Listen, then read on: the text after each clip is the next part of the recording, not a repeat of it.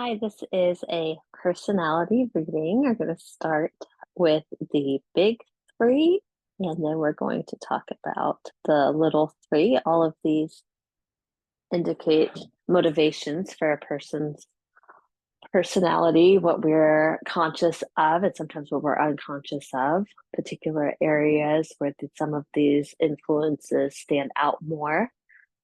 And we'll start with the rising sign because that is the dawning of our personality on other people, as well as how we filter our new experiences. So, both an outward expression and an internal one.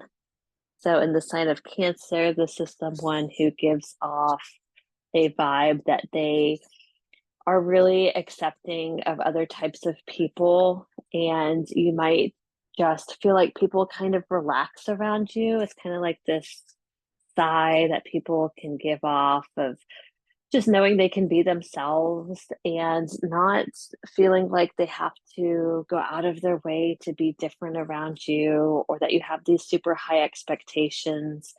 Really, a Cancer rising just wants other people to be themselves and to know that they're in a safe space to do that. So that's how you kind of dawn on people. Whether or not that truly reflects your motivations, we'll see when it moves to your sun. But it's a softer energy in the Cancer rising, it's a yin energy. So you have great intuition when you first go into a new situation. So if you are amongst a group of people and something doesn't feel right to you, you could be a little bit more reserved and have more of an observer tendency. If your intuition is leaning towards this as a safe space, then you might find yourself letting loose and being really more extroverted, or your presence really being felt to those around you. You kind of trust your intuition and you're very receptive of vibes. So if the mood doesn't feel safe to you, then you will act accordingly to that. If you feel things are going the way that really lets yourself be yourself in a safe expression, then you will do that. Cancer risings can be known for having like this mother vibe amongst their friendship groups. Maybe you are just really caring about people. If someone tells you they're not feeling well, you're probably the one to think about it later, follow up to see how they're doing, or offer some of your caring tendencies to help them. Doesn't mean you have a super soft or weak spot for everyone, but usually those people that you consider friends, you give the impression that you would do a lot for them, and you usually do. So moving on to your sun sign, you have a sun in Gemini. So now the energy shifts a little bit, where you first encounter these situations in this yin, more intuitive energy. Your actual ego, the sun represents our identity. So if most people who know you were to talk about how you are, they would probably describe you as your sun sign. And in the 11th house of friendships, you might have a lot of friends that think they're close to you, and you would say you're close to them. Gemini has a variety of interests. And in the 11th house, the Gemini sun really comes to life. So you might be pulled in many directions in your life because you are so curious about different types of people in general. And the 11th house is traditionally ruled by the Aquarius energy, which is also an air sign. So there's just this like air about you, no pun intended, that you really want to connect with people of all different sorts. And that Aquarius energy is that you understand that like we're all in this together, and although we have many differences, we all have something to offer, and it takes all of us to get this whole like collective growth and collective wisdom that we're all here for. And in the sun in the 11th house, you understand that. So it gives you like this really open mindedness about you when people have, friend friend groups and you run into other people, people might be surprised that you have friends of many different identities and interests and classes. And that's not important to you. What's important to you is getting to see what all different types of people have to offer and what they can teach you and what their experiences bring you to a new level of awareness, and how then you can in turn spread that to other people. And you might be someone that brings other people from different walks of life together because of this genuine curiosity and non-judgment that you have, especially leaning with that Cancer rising. That's how these two energies work together. Cancer automatically lets people feel like they don't have to be someone they're not. And then your Gemini 11th house sun, you're curious. You want to know as well. Yeah, tell me your story. I want to know, where have you been? And 11th house, people usually feel like this humanitarian vibe from you, and then they're likely to benefit you in some way too. So you have ability to receive blessings and gifts from people, and we'll talk about that again when we get to your Venus.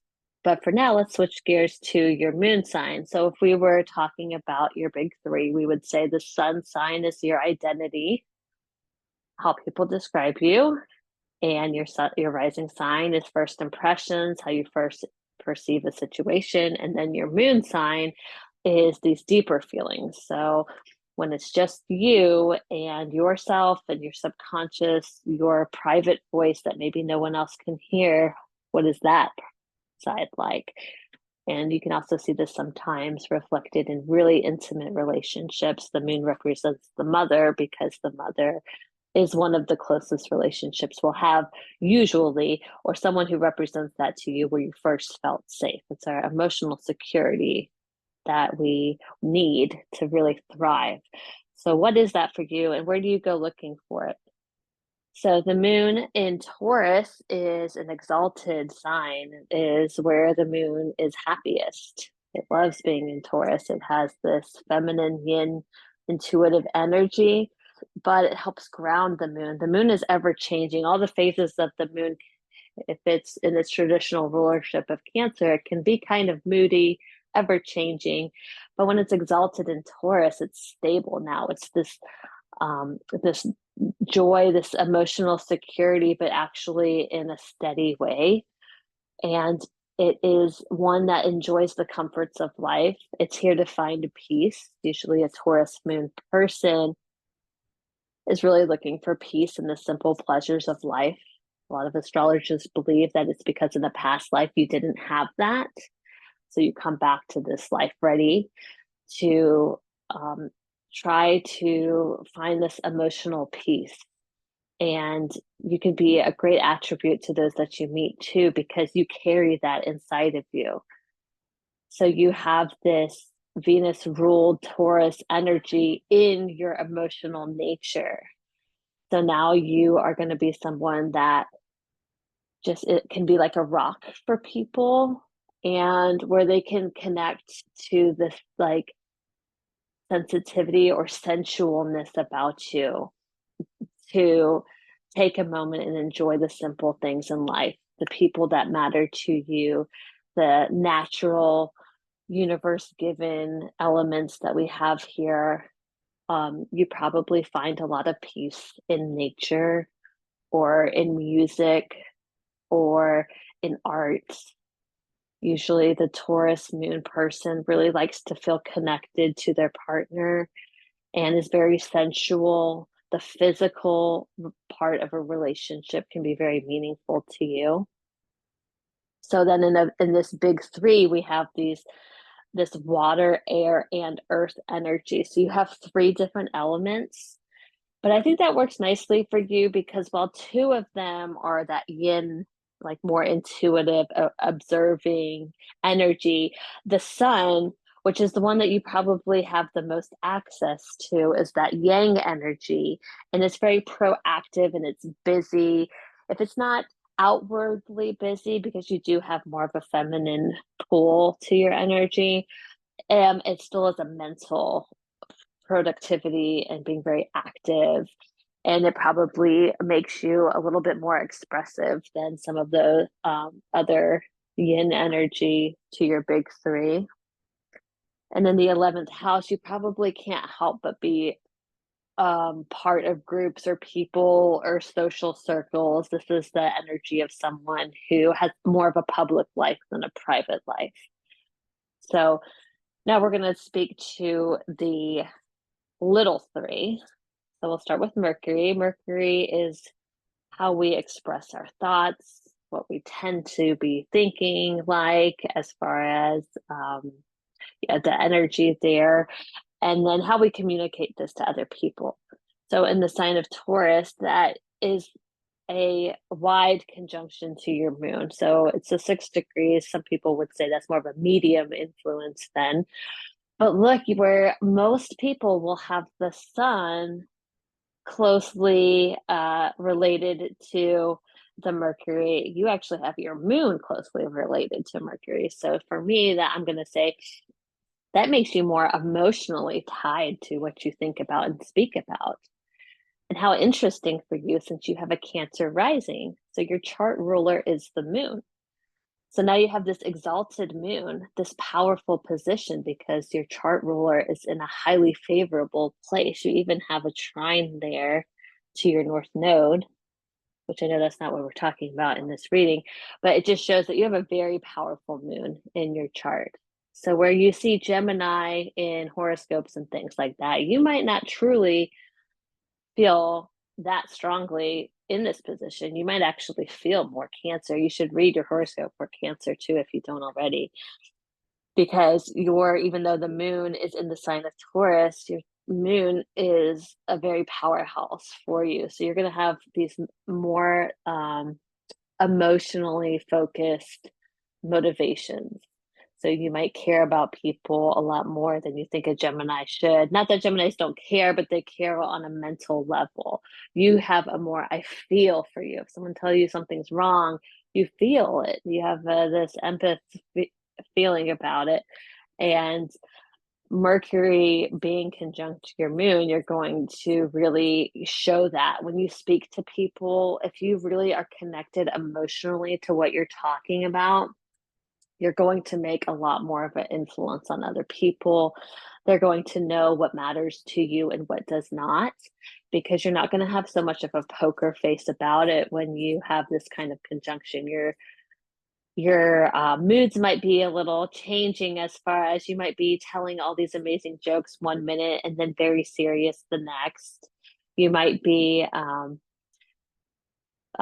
talking about doing something and then change your mind with the next mood that comes in. And that kind of works into your Gemini duality too, because Gemini is known to do that also. They are a dual energy because sometimes the mind moves so fast you can't speak as fast as you're thinking, and by the time you say it, now you've already lost that thought in the Gemini energy. But I think this is a great combination for you with this Taurus Mercury and this Taurus moon, is that people will feel like your opinions, even though your mood can change, you're pretty solid on your values, because the moon can also represent our values, how we deeply feel about things. So when you have that much access to it, sometimes other people don't even know that about themselves. But you have this like channel between your subconscious and your active thoughts that now you can really pull into your intuition and share that knowledge with others. So it's a great profound placement, especially in a big three energy. So let's move on to um, your Venus next, because that is part of the little three. So Venus is what we love, what we don't love. It's our taste, right? So we have good taste in something because we also know what does not do it for us. It's the sign of love. It's how you express yourself in love, but it also can be what you love. So where you might find someone that you are interested in. Venus in the 11th house is somebody who might find love in groups of friends. So if you have a friend who says, "Hey, I think you would be really great with so and so, let's go on a double date," you should always say, "Okay," even if it's uncomfortable.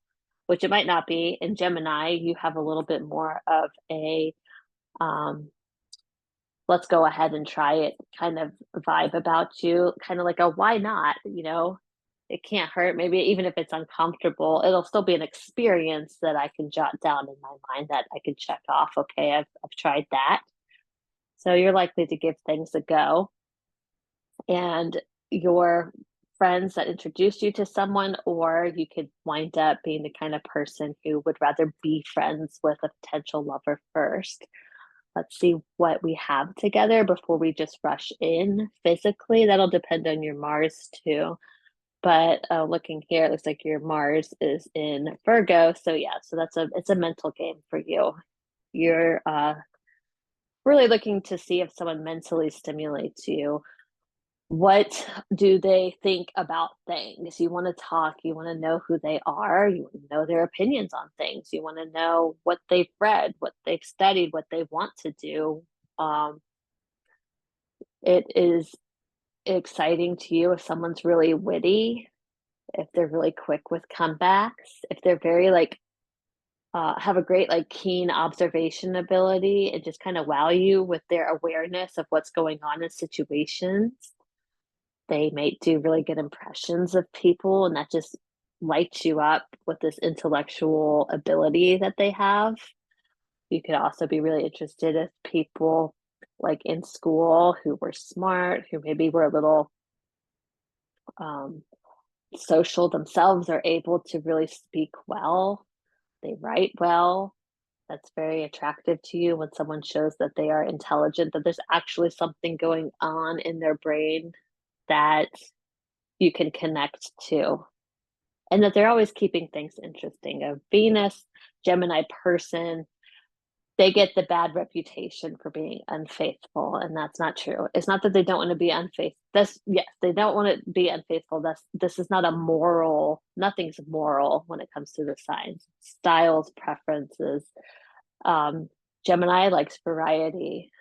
So sometimes when a Venus Gemini happens, it's because they need to experience, they need to kiss many frogs before they find their prince. And this is a situation where you would be someone who does well dating a while before you settle down. You need the experience in love. That's what your heart wants. It wants to experience a lot of different love potential, and it wants to be able to compare data and then choose and learn but and grow. And if you only do that with one person, sometimes that's not saying that's the only way, but it's hard for you to collect data on something if you don't have a lot of data. So there's a pool here. This Venus expression here really wants a lot of friends, and it wants to experience love in different ways. So if you're still dating and you wait to get married later in life, that might be why. If you don't and you choose to fall in love head first and get married young, that doesn't mean that's not what you were supposed to do. It just means that you would want to do a variety of things then with your partner. You're looking for love in many different forms. So you need to keep things interesting. Even when you do settle down, you're always going to need to be intellectually stimulated, in love, learning new things together, signing up for cooking classes, or going on a vacation where you really like enjoy some other language that you're trying to learn together. It's all about keeping the mind young and active while in love. So you don't want to be the couple that just winds up watching movies on the couch forever. You got to keep things interesting to keep your Venus satisfied. So the last of the little three is Mars in Virgo in your second house. So when you are looking to Mars, you're looking at what motivates me, what really gets me moving. What would I go to war for? Well, in the second house, resources are important to you. So the second house is all about things that we have. What have we acquired? What kind of shelter? What does our house look like? How much money do we have? Are we going to be secure? Also, when it comes to self-esteem, and our values? Do we feel like we know what we value? Are we firm on that? Would we, go to war over things like that? It's all about your in- inventory of what you have in the tangible form and in your values. So for you in Virgo, this is more of a serving sign. So when you have something, I think you're willing to work really hard to get what you need in life to feel secure. You want to know that the paycheck's coming. You have a motivational sign in an earth sign in an earth house. So you actually want real things in your life. You would like a place to live and you would like to have money and you want to know that it's coming. And in Virgo, you're going to have some kind of skill that you're able to do this with. But you also care about people and you want to make sure that they have stuff too. So if you are doing well, you probably are somebody that would actively participate in a food drive or something like that. This could be like a volunteer service for you. You're actively interested in the welfare of others. So I think that would bring you happiness there.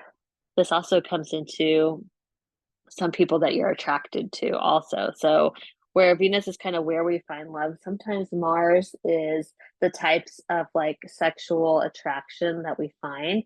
So you might be, to continue with that Mercury ruled intellectual energy, you also might want to see that somebody, if you're physically attracted to someone with a Virgo type of energy, then maybe they're really good with their hands. They've developed some type of skill or they're really into health, they take care of their body. Maybe they are interested in like herbal remedies, or they're like a massage therapist. They use their hands to heal people. All that could be very attractive to you.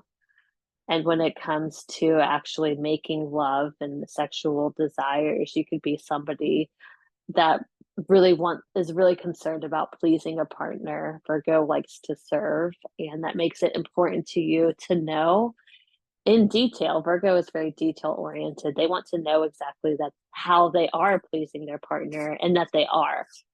So words of affirmation might be a big love language to you. If somebody that you're interested in is not able to tell you and use their words to tell you that you are special to them, then that might hurt you because Virgo needs detailed affirmations that yes, they are doing things well, because there's this energy here of being hard on yourself.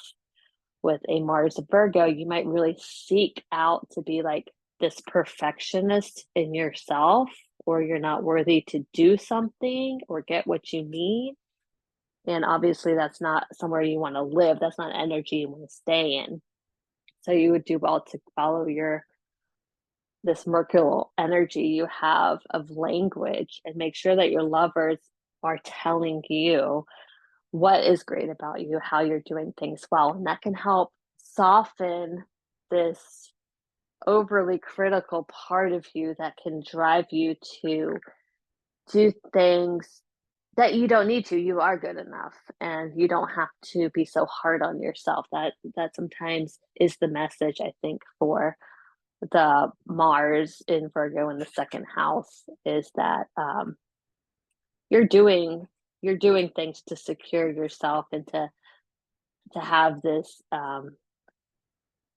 self-esteem that can withstand your own perfectionist ideals. So I hope that makes sense. But I think I'll stop there. I think that's all of the big three, little three that I wanted to talk about. And it looks like you have a pretty good balance of energies here, minus fire. And I don't see the rest of your chart having a lot of fire either. You have some outer planets with fire. So my last thought will be, if you haven't already surrounded yourself with someone in your life who is a fire sign, do that. Put yourself in groups of people who have the Aries, Leo, or Sagittarius in their big three. So you can kind of adopt some of that energy of the getting out of the mind and emotions into a really active state. They're going to help light you up in a way of getting you moving on some of these more in your head ideas. And they are just acting without thinking is a really good balance to all this energy that you have.